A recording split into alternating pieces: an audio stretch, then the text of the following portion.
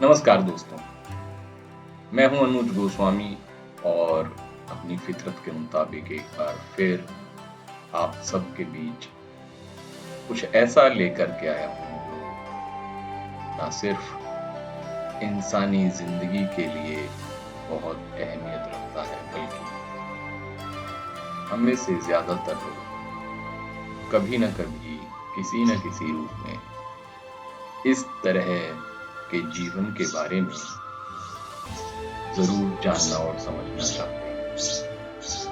जी हाँ, मैं बात कर रहा हूँ इस पिछले कुछ समय में अपने ललितपुर जिले में प्रवास के दौरान एक मुलाकात के बारे में, जहाँ पर मैंने ये समझने की कोशिश की कि किस तरीके से किसी एक मनुष्य का, किसी एक पर्सनैलिटी का ट्रांसफॉर्मेशन हो सकता है। हम अपने जीवन के किसी न किसी पड़ाव पर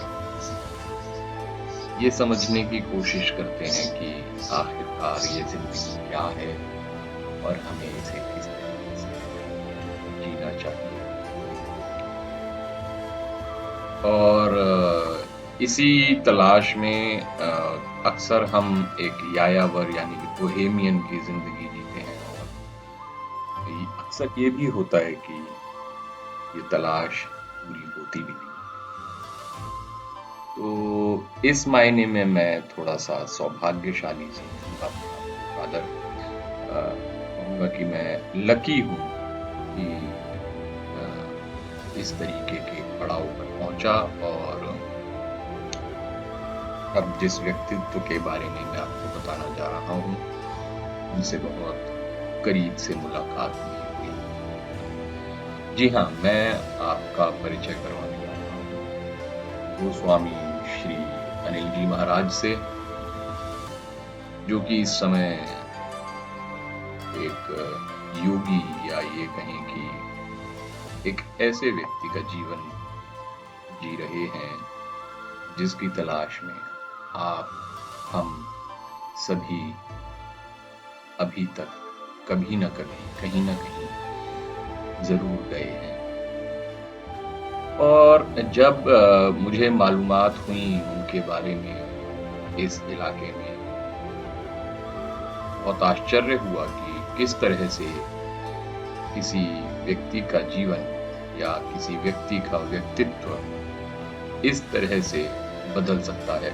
क्योंकि अपने छात्र जीवन से ही वो, अपनी स्टूडेंट लाइफ से ही वो, साहित्य हो चाहे लिटरेचर हो,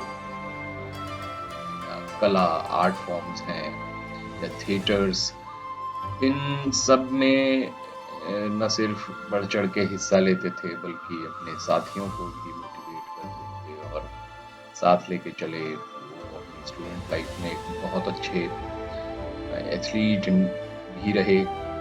सागर यूनिवर्सिटी में बहुत लीडिंग पोजीशंस पे जाकर के, स्पोर्ट्स हो चाहे थिएटर्स हो चाहे एकेडमिक्स हो, उसमें परफॉर्म किया। और इसी दौरान उन्होंने लिटरेचर में अपनी जो इंटरेस्ट थे उनको एक अच्छे लेखक और कवि के रूप में भी बनाया। कहते हैं कि ऊंट के पांव पालने में ही दिखाई दे जाते हैं, शायद यही कारण था कि उनके जो माता पिता थे उन्होंने भी उनको भरपूर समर्थन दिया, क्योंकि वो बचपन में ही 7-8 साल की उम्र से ही इन सभी विधाओं में, सभी परफॉर्मिंग आर्ट्स में बहुत इंटरेस्ट लेने लगे थे। उसके बाद उन्होंने एकेडमिक्स में भी बहुत अच्छा परफॉर्म किया, बीएससी किया, एलएलबी किया, फिलॉसफी में एमए किया और रेप्यूटेड सागर यूनिवर्सिटी से ये सारी डिग्रीज हासिल की। और अपने एकेडमिक्स के बाद उन्होंने एक लंबे समय तक स्टेट बैंक ऑफ इंडिया में अपनी सर्विसेज दी।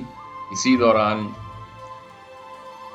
चूंकि संस्कार ऐसे थे कि वे जीवन की वास्तविकता या सच्चाई को समझ पाते, या उनके अंदर इसको समझने की चाह थी,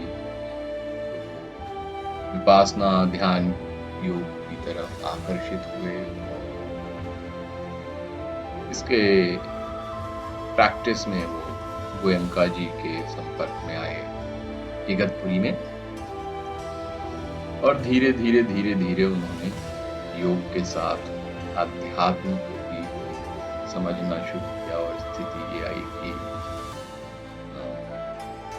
आदरणीय श्री नारायण गोयनका जी का आत्मीय प्रेम एवं सानिध्य प्राप्त हुआ उनको, और वे विपासना ध्यान योग में बहुत एक अच्छा स्थान रखते हैं। क्योंकि मनुष्य का जो जीव है वो हमेशा परोपकार की तरफ ही आकर्षित होता है। प्रकृति ही ऐसी है, उसका नेचर ऐसा है, उसके जो बेसिक इंस्टिंक्ट्स हैं वो इस तरीके हैं। तो धीरे धीरे वो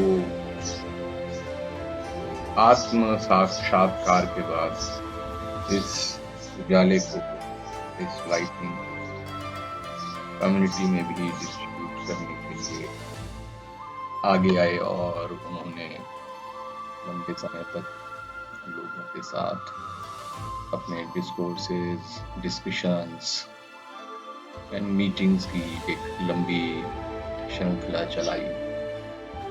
और इसके चलते वो पैंडेमिक से पहले करीब 6 महीने में 18,000 से ज्यादा स्कूली बच्चों के साथ चर्चा कर चुके हैं। इस बात के गुर सिखा चुके हैं कि किस तरीके से हम अपनी प्रकृति के अनुसार, अकॉर्डिंग टू आवर नेचर, एक अच्छी जिंदगी बिता सकते हैं। और मेरे लिए ये सब जानना, हालांकि मैं अगर डिटेल्स में जाऊंगा तो शायद उनके बारे में सब कुछ बताने के लिए बहुत कुछ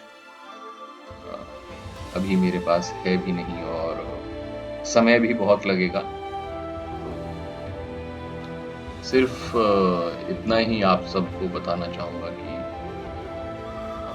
उनके पास बैठ के ऐसा लगा कि जैसा ट्रांसफॉर्मेशन उनमें आया, ऐसा ट्रांसफॉर्मेशन किसी में भी आ सकता है, और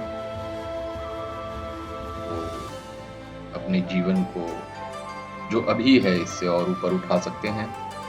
लेकिन जरूरी है कि वो एक डिसिप्लिन फॉलो करें, और डिसिप्लिन के साथ साथ प्रैक्टिस भी करें।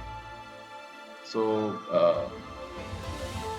स्वामी अनिल जी महाराज के बारे में फिलहाल आप लोगों के साथ सिर्फ इतना ही शेयर कर रहा हूँ, और आने वाले वक्त में कोशिश करूंगा कि उनसे बातचीत होती रहे और आप तक इस जीवन के गूढ़ रहस्यों को आसान से आसान भाषा में, आसान से आसान विचारों के जरिए पहुंचाता रहूंगा। सो अभी अपने दोस्त अनुज गोस्वामी को आज्ञा दीजिए।